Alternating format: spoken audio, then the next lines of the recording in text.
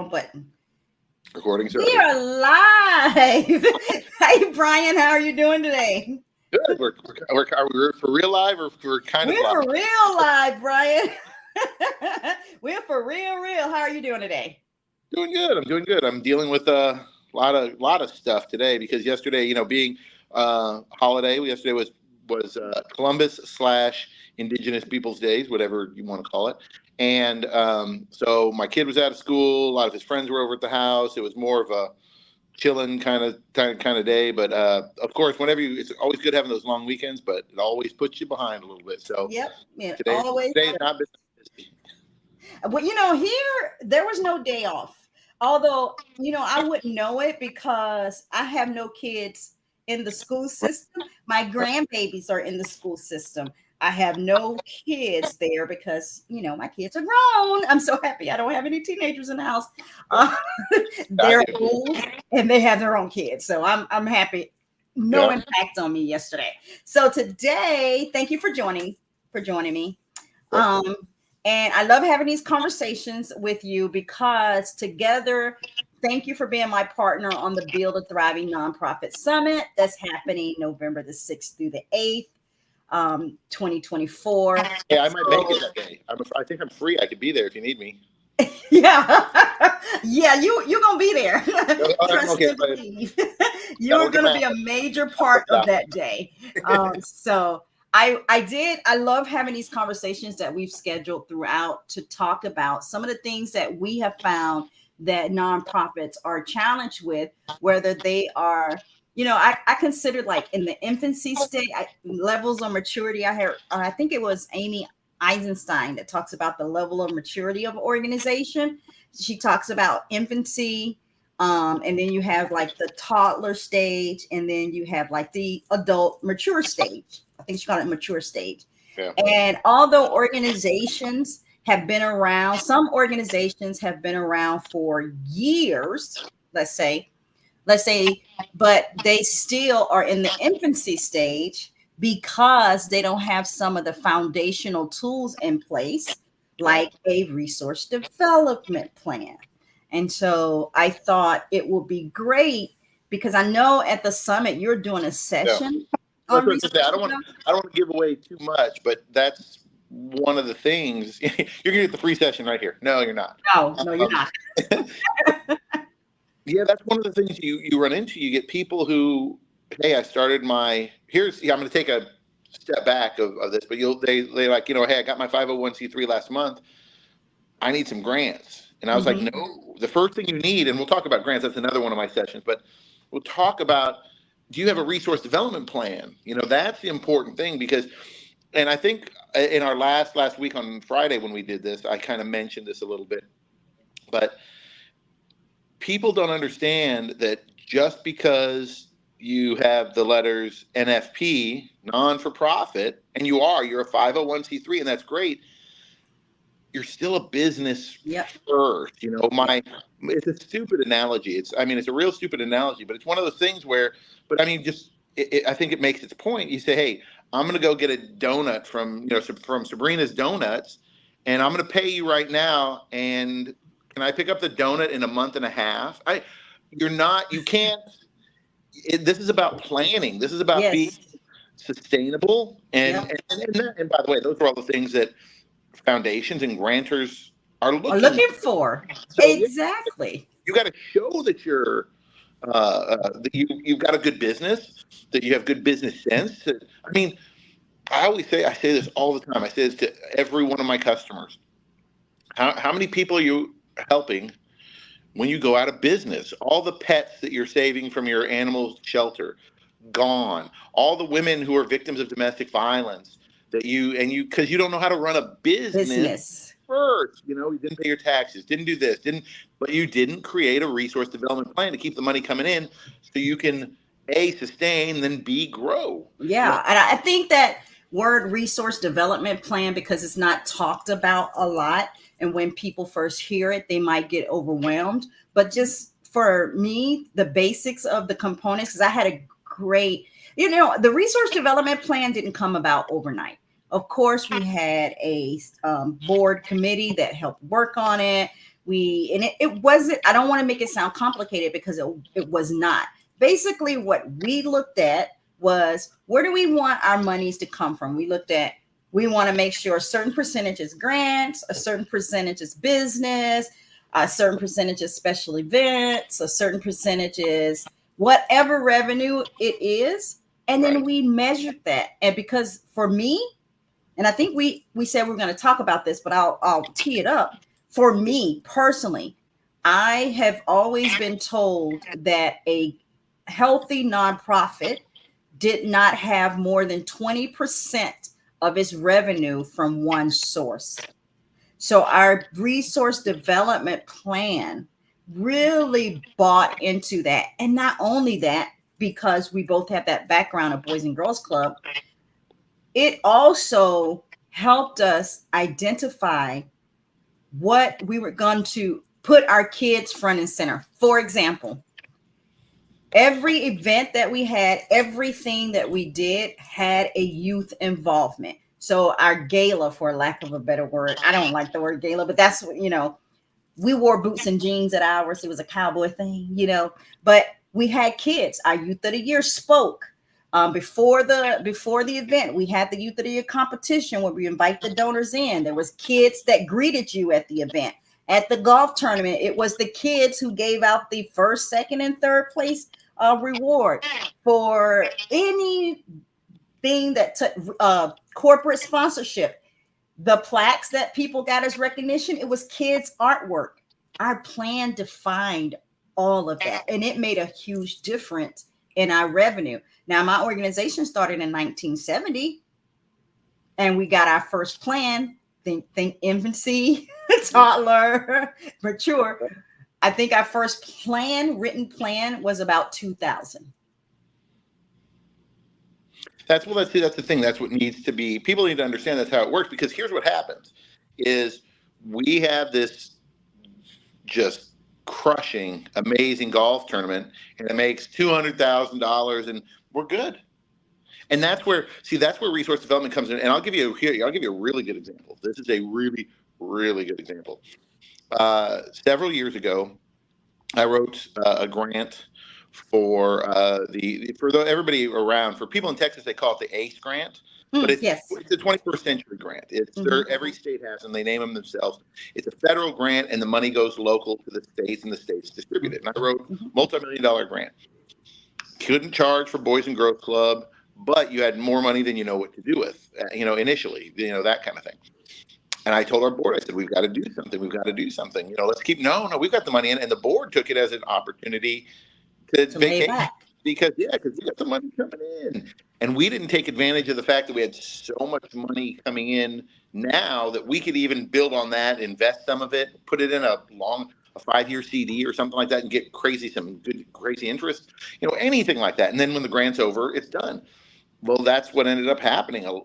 We started to struggle, because when we said, look, we have this grant, and it's going to make the Boys and Girls Club 100% free. And then we went back to, after 5 years, we went back to a fee-based thing. People are like, well, why would they do that? Right. Why are y'all charging now? Then you have to say, the grant is over and blah, blah, blah. But the point being is nobody on the board, and I had some really smart people, but nobody on the board started saying, we should probably, this is where we kick butt, and follow our resource development plan. And if we're going to try new things at the golf tournament, or if we're going to try new things for our gala, or look for an individual matching gift that will bump up your peer-to-peer. Yeah, whatever. That's when we do it, and we didn't. And like I said, we for a while we spent a good year struggling. I mean, we had enough money to do what we wanted, but we didn't. No growth, 100% no growth. We're not going to expand to other communities. We're not going to do. That was the limitation. And at that time, that was a great example of why you need a resource development. We didn't have one, that kind of thing. So that's one of the things that I think people need to really understand, is this is more than people always say that when you do a budget is kind of a guideline. It's kind of a compass. It's a guesstimate. Exactly.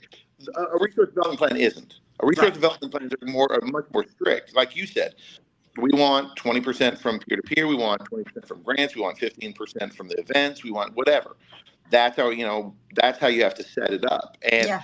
setting up a resource development plan is very comprehensive, because you can, I mean, there are places, and my last organization, my last club that I worked with, um, we had a resource development plan, and part of the resource development plan that they put in there was for legacy giving, for, Oh, when people, but plan giving. Hmm. how can you, how you how can you do that? You can go out and solicit people and talk to them, but hey, we're a little behind on our budget. We really need you to die because, you know what I mean?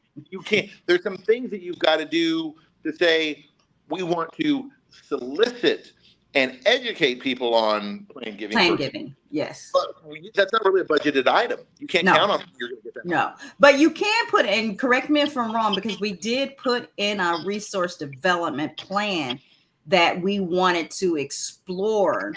Right. We wanted to explore plan giving and put the tools in place for plan giving. And that's a very important part of resource development. And in fact, I'm going to tell you another story right now. This is why you need to do resource development. I had a lady customer up here in the Dallas area who called me up. Really super nice lady. There was an abandoned hotel, and it really wasn't abandoned. That makes it sound kind of haunted. It wasn't like that. It was more of a place where whatever Holiday Inn, Red Roof Inn pulled out and just said, we're not doing a sponsorship here anymore. Nobody bought the building. Right. So she could get it's in pretty good shape. She wanted to make a women's home for women who are getting out of incarceration, which is very good because it's always hard to find places to live and get jobs if you've been incarcerated. For women who are victims of domestic violence, that's good too. And then for women who are getting out of rehab, again, all three things needed. My first thing told her, I said, so let's talk about this. Let's think about this idea. I said, first of all, I can't endorse it completely because if you're a woman who's escaping domestic violence and you have your kids with you, I mean, do you want to be next to someone who's incarcerated or drug? Yeah. Right. Yeah. That's just on the look test. Right. But the other part you got to remember is, with those populations, you're talking about maybe disgruntled spouses and stuff like that. So you got to have 24-hour security and buildings like that. I would say your utilities would easily be like $75,000. And I said, so how are you going to do this? How are you going to make this happen? And she told me straight out, very straightforward, bake sales. And I said, bake sales. I said, you're talking about with insurance, with 24-hour security, with everything, and all electric, maintenance, upkeep. You're going $150 a month is going to be your expenses. Janitorial supplies. Yeah. So all of that. How many cookies are you? I mean, my wife and I, this is true. My wife and I used to own a gourmet cookie company, Laurel House Gourmet Cookies, and we had our best month. I think we profited 10 grand maybe. So I'm like, how are you going to do this? And that's my point. The part of a resource development plan is you've got to go, I'm going to go talk to corporate sponsors, and who would be interested parties to see people not go back into rehab? Hospitals, right. Lawyers, so go talk to them first about that interest that you have. Yeah, the feasibility of this. Exactly. And those would have to be your sponsors or something to bring forth that kind of money. So anyway, but resource development plan is something that's so overlooked because I wrote a blog post, and I mentioned it last time, of writing a letter to the Bill and Melinda Gates Foundation is not considered a resource development program. No. And people got to understand that, because they're like, how are you going to pay for this? Bill and Melinda Gates? No, you're not. I mean, well, let's talk about that. I know we're talking about a resource development plan, but the more that we can shed light on this for people who don't quite understand this, let's say if you did send your letter in to Bill and Melinda Gates and they loved your project, how long is it going to take them to respond? Forever, because they have 1 billion people, and they have they get 1 billion applications a day, and they have to then everybody reads it over and votes on it. And then the grant secretary gets it and sends the yes letters out and the no letters out. And then depending on the type of grant that it is, if it's a reimbursement grant, which is a lot of time. I mean, you got to have money in the bank already because you pay the expenses up front and they reimburse you.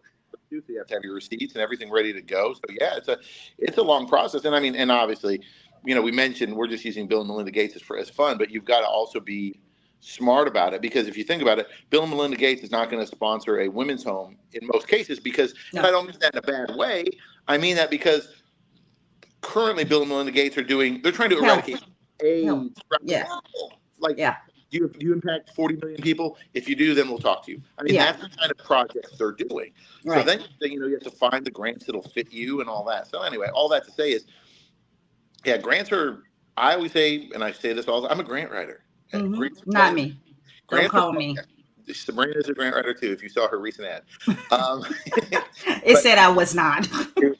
But grant writing should be bonus money, not your primary source. Yeah, because I mean, there's so many times a foundation, and we experienced this one when we were up in Sherman. A foundation just they up and change from one year to the next. We've been getting 50. They're pretty consistent with their 50,000. Then they changed their focus, and they're focusing more on homeless people. And so we got $10,000. Well, if you're budgeting for $50,000, you only get 10. You got to make up that extra 40. So that's why that's where the plan comes in. Yeah. Okay, let's look at this plan. What are we going to focus on? What do we need to focus on? That plan has to be multifaceted. It can't just be all your eggs in one basket, and you actively have to think about these things. Right.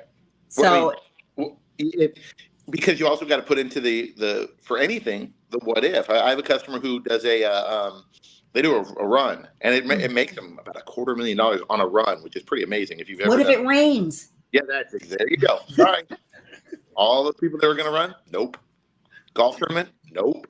Do you have a special events insurance? Did you budget for special events insurance in case it rained? Are you if you're in Houston and you try to do an event from end of August to November, there's always that risk of hurricanes and stuff. I mean, you know what I mean?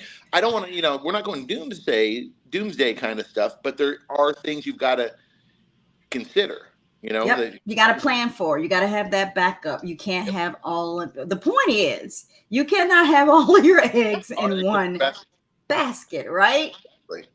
Exactly. And that's why for me it was so important to monitor my budget and make sure that no more than 20% of our revenue came from one source. And honestly, when I got to like 25% of a revenue coming from one source, I personally started to panic a little bit. And I would just, we need to hit some more corporations, or we need to hit some more individuals, because this municipal government fund over here is becoming too top heavy.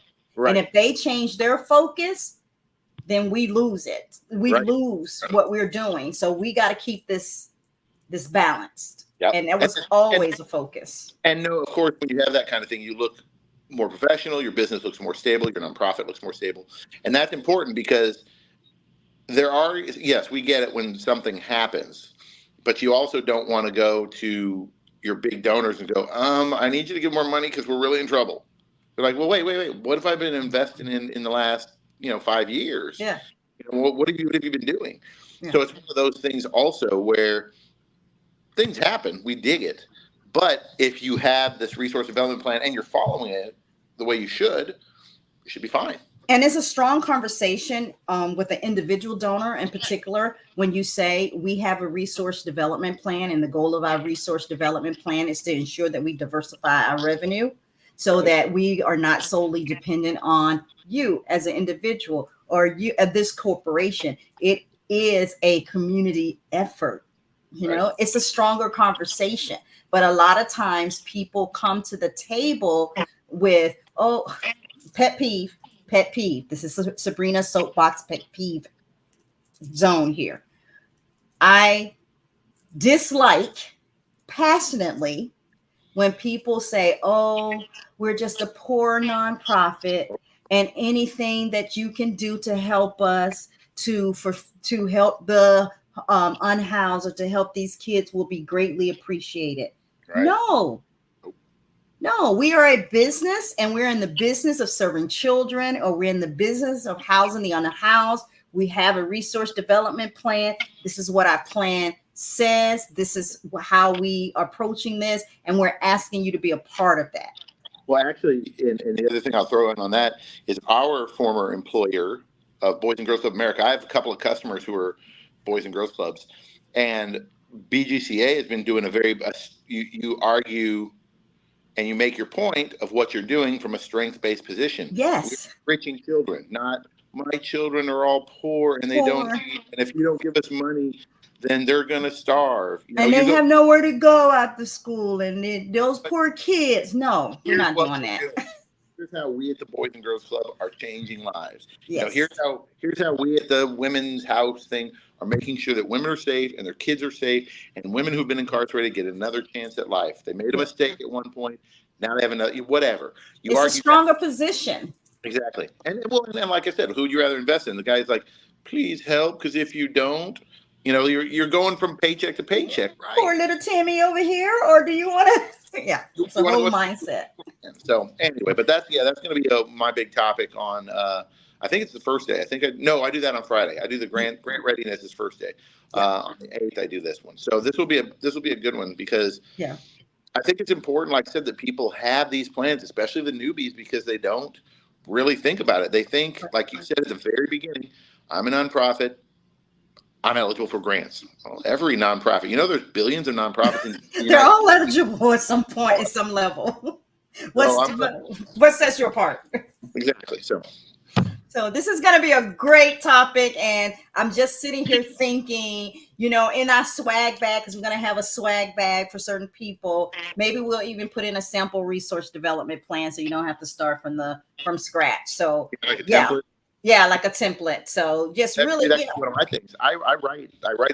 I say I'm a grant writer, but obviously, like we all do, we help we help other nonprofits get better. Yeah. And maybe I could put in there that I'll write you and get your numbers and stuff, and we'll put in and try to do an RD plan for you. Yeah. Be one of my giveaways. So it's going to be a fabulous conversation. Thank you, Brian, for being here today. Good luck with your client that you have a meeting with, and we won't even talk about that on air. But we really appreciate you being here, guys. This is going to be so exciting. Again, Build a Thriving Nonprofit Summit, November the 6th through the 8th. The doors open on October 16th, which is tomorrow. Some of you got what do you call that? The super duper the double secret probation from Animal House. Yeah, 996 of you got that email on Monday because 996 of you have joined this summit previously. So we opened the doors for you first to give you that opportunity. But on the 16th, the doors open for anyone that's on Brian and I list. And then on the 23rd, we have another round of doors opening. So, hey, we're trying to be as flexible here and to give you as much support as we can. So we will see y'all. Thank y'all so much for joining us. Bye-bye, Brian. I will talk to you later. Bye-bye. Yep.